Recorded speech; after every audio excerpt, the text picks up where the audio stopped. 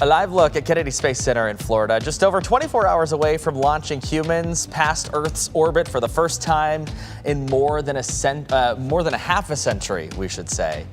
All right, let's get to our live interview this morning because we are getting ready to see this crew blast off into space. A crew that also features Christina Cook. If you don't know, she was born right here in Grand Rapids. Did you know that? Absolutely incredible. I did know about that. I do try to find our fellow female scientists out there, and she's a pretty incredible one. The rocket will blast off tomorrow evening, and it'll exit Earth's orbit, slingshot around the moon, and then splash down 10 days later after liftoff. Joining us live this morning from Kennedy Space Center, Brannell Rodriguez, the Artemis II vehicle manager. Brannell, thank you so much for joining us this morning. We appreciate your time. Tomorrow, of course, the big flight. What is the goal of this specific mission? Yes, good morning. Thank you so much for letting me be on with you today. The goal of this mission is really to test out our Orion spacecraft. So this is our first test with humans on board. And so Christina and her crew are going to be testing out all our life support systems, all our displays and controls within that spacecraft, and really taking it for its first ride with humans on it. Very cool. I love it. I get goosebumps thinking about this, right? It really is incredible. Now, can you talk to us a little bit about the significance of this mission? Absolutely. It's incredibly important for NASA as well as for the U.S. to go back to the moon and to explore, to go beyond. And so Artemis II is that next step.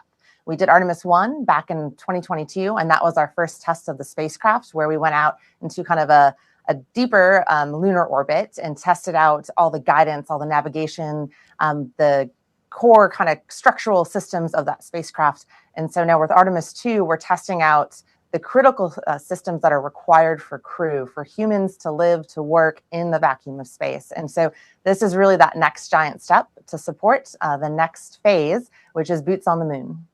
Yeah, let's talk about the crew because I'm sure there's a lot of prep. We've got Reed, Victor, Jeremy, and of course, Grand Rapids born Christina. How has their training been leading up to the big day tomorrow? Yeah, the crew is fantastic. They're an incredible group of 4 individuals who really are going to take us all with them to the moon. And so their training has been very extensive. They have been training for a couple of years now on all the systems of Orion, on how to operate, how to manipulate, how to work every aspect of it, including, I think, one of the things that we're going to really benefit from, which is the imagery that they're going to give back to us. They're going to take some gorgeous pictures of the lunar surface of the Earth from the viewpoint of the moon and bring that back to all of us here back on Earth, and that's going to be phenomenal to see. Yeah, I can't wait to follow it. Yeah, it's going to be incredible. And I mean, how cool do they look all in their uniforms and in the video that we've got playing? Can you talk to us a little bit more about what they will be seeing on their journey? I think we all wish we could be on it with them. Yeah, absolutely. So for the first kind of 30 plus hours, they're actually going to be closer to Earth than they will be the moon. So we're going to keep them in low Earth orbit for just one kind of revolution around, and then we'll put them up into what we call a high Earth orbit for about 24 hours. And so this is really to test it out. So they'll see the moon from a distance, and they'll see Earth still very close. But once we go basically do our large spacecraft burn out to the lunar orbit, they'll eventually go back around, kind of do this beautiful figure 8, and they'll see the moon, but then in the background, they'll see the Earth. So if you kind of think of yourself holding a basketball in front of you, if the basketball is the moon, well behind that is kind of the beautiful marble of Earth. And that is going to be kind of the farthest viewpoint that the crew is going to see. Wow, it's got to be a stunning imagery that they're getting ready to see, which is so exciting to be able to even think about, that even happening. I just, again, get goosebumps talking about this. We've been taking live looks at the rocket ship all morning long. What is kind of the, rundown of things today? What are you guys doing today to get the rocket ready for liftoff tomorrow? Yeah, great question. So the team has actually been working what we call our launch countdown preparations. And so it's a variety of different things just to get things ready to go, systems confirmed, checked out. And then today we actually, for the spacecraft, do what we call a late load. So our hardware that goes in kind of within the last 24 hours. A lot of those are kind of battery type items and things like that. So we'll load those into the spacecraft and then actually get into it tomorrow. Really cool stuff. Now, I think all of us, me especially, so excited about the science that's going to come from this mission, but a lot of people wondering, how are they going to live and work over these next 10 days? Yeah, it's so, Orion is configured and set up just for that. And so the crew is going to do a lot of system checkouts, which is key. So they'll move around. Once they get into orbit, they can take their suits off. They can kind of put things away and get themselves ready for basically kind of a longer trip. And so once they do that, they'll be able to go through their to-do list, just like we have on the ground. They have a working day. We have a working day. And so they'll run through all of their ground procedures on orbit and walk through life support system checkouts, walk through some exercise.